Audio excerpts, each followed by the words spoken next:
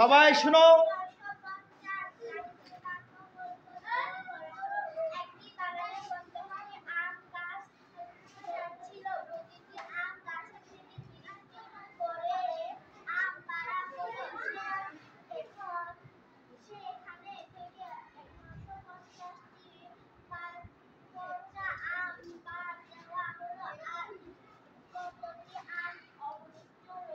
ঠিক আছে, তাহলে আমরা কি বুঝলাম?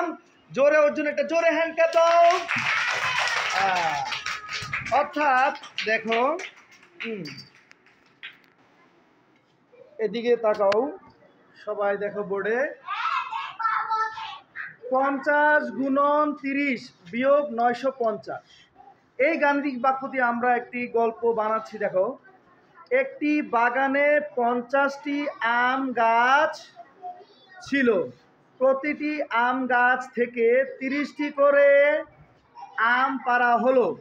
সেখান থেকে 950টি পচা আম, এই যে 950টি পচা আম বাদ দেওয়া হলো।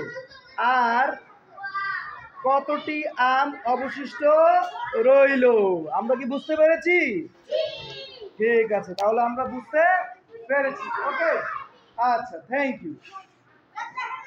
এবার আরেকজন আসবে এই গাণিতিক বাক্যটি ব্যাখ্যা করার জন্য।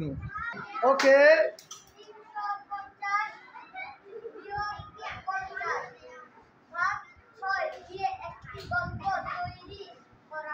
ইয়েস।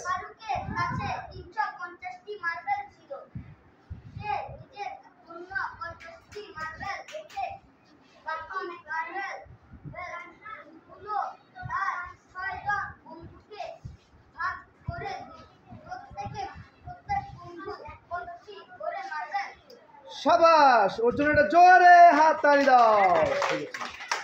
ঠিক আছে, সবাই আমরা বুঝতে পেরেছি? সবাই বুঝতে পেরেছি? আচ্ছা, আবারও বলতেছি, দেখো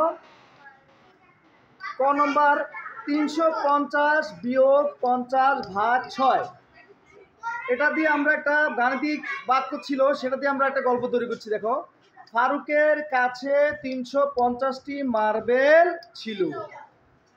সে নিজের জন্য 50টি মার্বেল রেখে বাকি মার্বেলগুলো তার 6 জন বন্ধুকে ভাগ করে দিল। প্রত্যেক বন্ধু কতটি করে মার্বেল পেল? ঠিক আছে, 350টি মার্বেল ছিল, সেখান থেকে 50টি মার্বেল ফারুক রাখলো, রেখে বাকিগুলো 6 জন বন্ধুকে ভাগ করে দিল। কতটি মার্বেল অবশিষ্ট রইল? আমরা কি সবাই বুঝতে পেরেছি? বেশি কঠিন এগুলো? বেশি কঠিন? সোজা আছে?